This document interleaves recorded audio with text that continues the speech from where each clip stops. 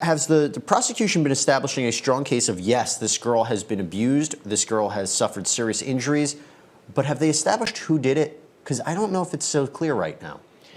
To the former, absolutely. I mean, it's clear that she suffered abuse. It's clear that she suffered a traumatic injury. No question about it, beyond a reasonable doubt. If I'm a juror, if I'm a defense lawyer, I'm good. In terms of the latter, who? I think they still have some work to do. I mean, if we're going to be frank, Jesse. Okay, so you hear Hannah's father in the background saying, breathe, look at me, Hannah, look at me, Hannah. I mean, Phillip, this is, the emotion of this is one thing, but from a legal perspective, as we listen to this, does this implicate Lindsay Partin in something? I mean, what you can hear her saying is breathe, breathe. She walked into the house and passed out. This story that she was not responsible and that she was brought in under this condition, that she was brought in with already these bruises, it started at the very beginning. What do you make of it? I mean, in terms of does the 911 call legally implicate her?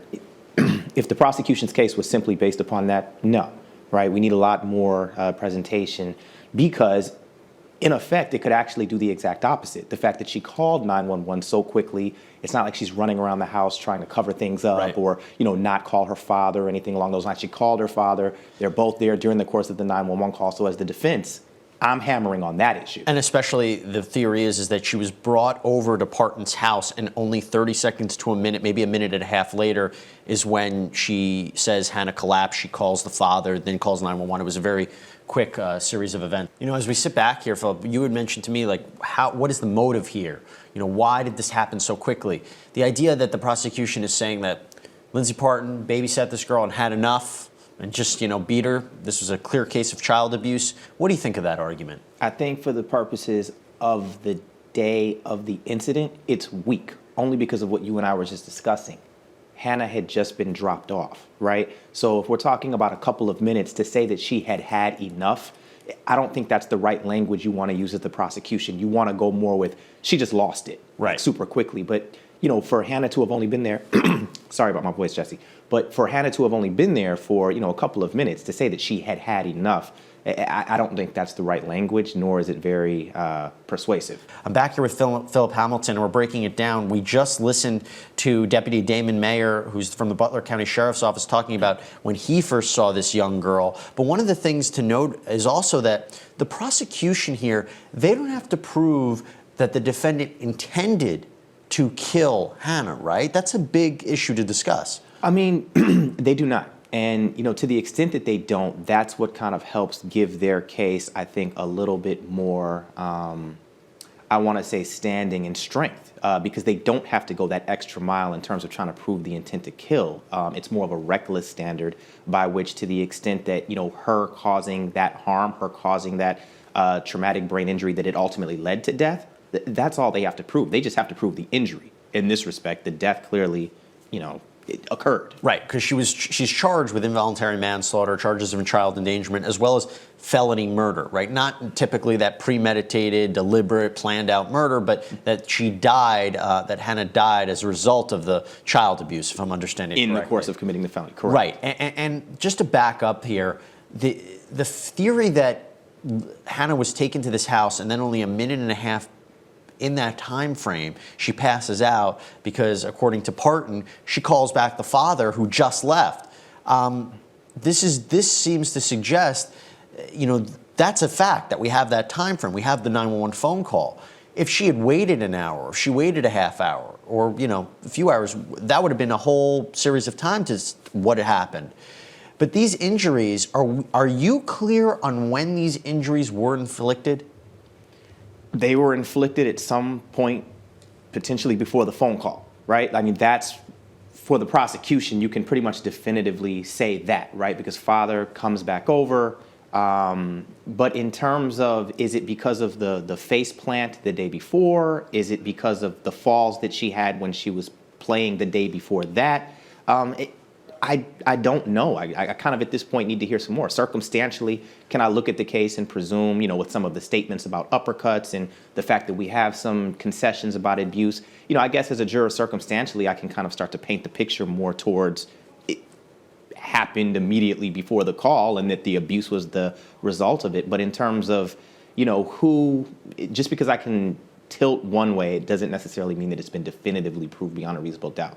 The prosecution brought out witnesses before to talk about the timing of the injuries. One in particular said that, if she had these injuries, she would have been exhibiting signs of behaving not normal, in a way that was different than the normal Hannah.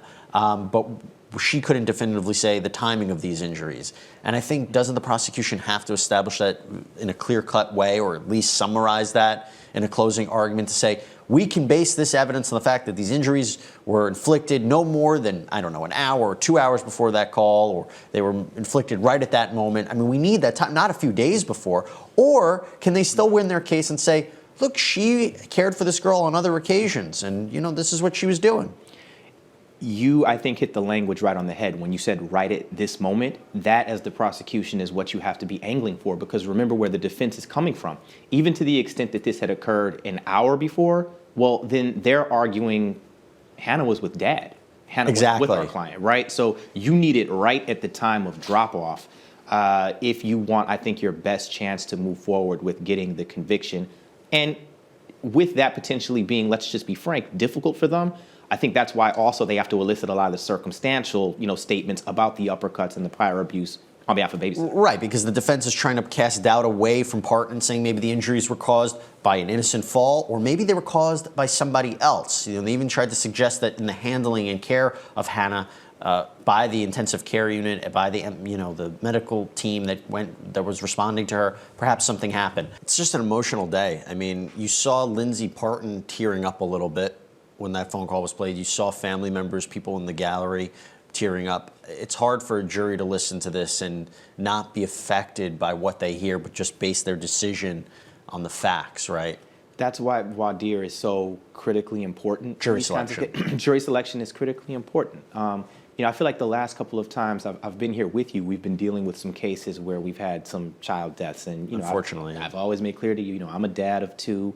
A 10-month-old, a 4-year-old. It's hard for me, even as a defense attorney at times, to, kind of just be in this kind of an atmosphere where this kind of testimony is being elicited. So imagine how it is for a, lay juror who is not legally trained and who's not used to being in this kind of a situation. So jury selection is critically important to try to find that juror who can put aside the emotions and, just fairly and impartially listen to the case. Let me ask you this. The defense has been like a pit bull under cross-examination, trying to pinpoint people's statements to what exactly they're saying, pointing out inconsistencies. It's gotten a little heated. And it's gotten a little, I wonder if it rubs jurors the wrong way. I mean, the defense are advocates for their client, but if they push too much on these witnesses, I mean, there was a fire exchange, not even fiery, just a very tense exchange between the defense attorney and the EMT about the statements about what he observed the father doing. And it's an important point. Right. But does that rub the jury the wrong way, being too aggressive as a defense attorney? I don't believe so, and this is the way that I always kind of look at it. You as the defense attorney are there because your client has not gone to law school and had the ability to learn how to defend themselves, right? Right. But to the extent that you are wrongfully accused of something and you are basically trying to tell people, I didn't do this, I'm being wrongfully accused, you, me, anybody personally will go quite hard at anybody that's coming at them saying, oh, you definitely did this, the evidence points towards you. No, it doesn't. Let's talk about the fact that, there were incidents the days before wherein she could have gotten these injuries. We would all, vigorously defend ourselves. So just because it's coming through, the defense attorney whose job it is to make that vigorous defense and representation, I think that as long as you're pointing out relevant, factual circumstances that go against the, guilt of your client, it's okay. It really is. Even if you're going hard and even if maybe the jurors are being taken aback, the fact is you're eliciting that testimony. And in summation, you're going to go over it hard. Okay, Phillip, these are significant injuries according to the forensic pathologist. You and I were talking about the fact about what the jury composition was if it concerns parents, because these kind of injuries, kids fall all the time. Right. But do they suffer these kinds of injuries? Not from a general face plant. Not from a fall on a toy train, right? And we're talking at this point, like Hannah's 3 years old. 3-month-olds at time. Any, newborn parent can, remember that time when they're trying to change diapers or something like that. And then unfortunately, like your 4-month-old rolls off the bed and they face plant. And 4-month-olds can't even stop the fall or blunt the impact of the fall. and we're not dealing with traumatic brain injuries and shearing and, these issues that were at play within Hannah's neck. If you have parents on that jury, they are definitely, I don't believe, going to be buying that those falls had anything to do with her death as being testified by this forensic pathologist. I think they, beyond a reasonable doubt, and most likely are going to do the convincing of the other juror members, that this was definitely a homicide, that her death definitely occurred as a result of abuse, okay? So now, like you and I were talking about earlier, it just boils down to who was the abuser that caused the injuries. Is it dad? Is it babysitter? Is it somebody else? I mean, because the defense is saying in their opening statement that she fell, took a face plant 2 days before, slipped on a toy the day before. Lindsay Partin told Jason Weshy that, hey, Hannah took these falls, you should maybe take her to urgent care. Then there's a weird discussion about how he brought her over to the house that day. She was wearing a blanket over her head with a hood zipped all the way up. We'll have a chance to talk about that in a minute. Phillip, we've seen a lot of different witnesses, different experts testify, and ironically, even though the forensic pathologist, we can't see her, we just hear her, right, her testimony has a different flavor. It feels different than every other expert we've heard. It does. It's very matter of fact, objective, just science-based testimony. I'm not hearing a lot of a lean or a tilt towards really either side. This, pathologist is just testifying about, unfortunately, this is how Hannah died, right? I can't sit up here and tell you who. I'm not going to sit up here and lean either way towards maybe who did it. I'm just telling you how unfortunately she died. And, in that respect, you can appreciate that both as prosecution and defense. What's also unique about this case is it's so specific on the injuries, and it's so specific about the experts, more than anything. A lot of times we have the experts testify, the forensic pathologist, and we're like, well, we already know the cause of death. We know how this happened. But this one is such a mystery as to what caused these injuries, what were the injuries, what was the level of healing, how quick, when were these injuries inflicted? That's the important part about this case, and it's a huge examination. Her credibility is key, and Phillip, here's the question to you. The idea that this was only a short amount of time that she could have inflicted these injuries, and I want to ask you about it. The prosecution says that she shook Hannah. She shook Hannah, and then maybe also hit her. Is that enough time between Jason dropping off Hannah and doing this to inflict these injuries, or was this something that occurred over a period of time? And as you said to me, if this occurred over a period of time, wouldn't somebody have noticed? Right. It's like a double-edged sword. I think it's enough time. Within a minute and a half, could you shake a baby and not a baby, but a 3-year-old in this case, could you shake a child and, ultimately cause this level of injuries? Yes, absolutely. And so I think that's where we were talking about earlier when we said that the injuries had to occur right now. That's kind of where you want to be angling if you're the prosecution, and that's kind of what you have to prove up. And you can circumstantially try to prove it up by the babysitter's, statements about conceding the abuse with the uppercuts and things along those lines the days before. However, to the extent that that had happened, then the key becomes, well, when dad is bathing Hannah, or when dad is, taking care of Hannah when she's not with the babysitter, wouldn't he have noticed this bruising? And then why would he have brought her back? So that's kind of where you want to go as defense. As they go to this sidebar, let's break down some of the things that's been happening. I mean, what are we getting the sense of, Phillip? What are we getting from this latter part of his testimony? In terms of the length of the 911 call, I think probably what the defense is trying to play out there is when he came, it's a bit extenuated from whatever may have initially happened that led to the 911 call, right? Just trying to play it into you don't really know what happened in terms of how she sustained these injuries. Because again, as the defense, that's the key. And I think Jana was speaking to this earlier.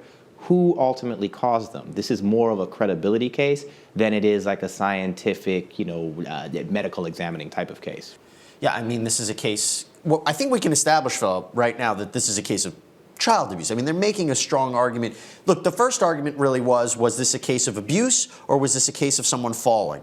It's going to be much harder for the defense, I feel, to say that this was as a result of a fall. So now they have to work on their second argument, which was saying who did this, right? I mean, they went in at a two-pronged approach, but they're going to have to abandon one, I would imagine. I don't even, because of what you and I discussed earlier, I wouldn't even have come in with the first prong. It's clearly a case of child abuse. And again, to the extent that you had any parents on that jury, that's a tough prong to play, because then that plays against your credibility, right? You're kind of doing this assuming arguendo. If it wasn't the fall, then it's the who caused the abuse. No, you have to go in, I think, on this case with a direct, it wasn't my client that caused this child abuse, it was dad. Phillip, I'm going to ask you the next question. I think I know where I'm going to go with this.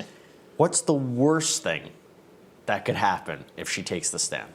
Her having to discuss at length and mitigate the word uppercut. Okay, that word is highly problematic, and unless let's presume I'm prepping her to take the stand, I need to be able to be quite confident that she can carry explaining why you were uppercutting a 3-year-old in a way that's going to mitigate any collateral damage that the jury is going to be taking just from that word being uttered and you doing that to a 3-year-old. If she can somehow or another find a way around that, maybe we can discuss putting her on the stand, but I'm super hesitant to do so because whatever credibility you're going to gain by putting her on is automatically going to be lost when there's about 30 minutes to 45 minutes of questioning just about why you're uppercutting a 3-year-old, why you have a temper clearly related issue, things along those lines. Phillip, I want to ask you this question as we went to jump back. Okay, again, so prosecution mentioned this in their opening statement. First time the jury really would ever hear the details. They said that Partin admitted to uppercutting Hannah multiple times and poking her in the chest. This is something that I'm very curious how the defense is going to work through. I mean, we keep laboring on it for a reason. Why would she say that? Why would she say that if she really made that comment? I mean, if she really made this comment, why would she do it if it wasn't true? Why would you say that you uppercutted a 3-year-old but for the fact that it wasn't true? Right.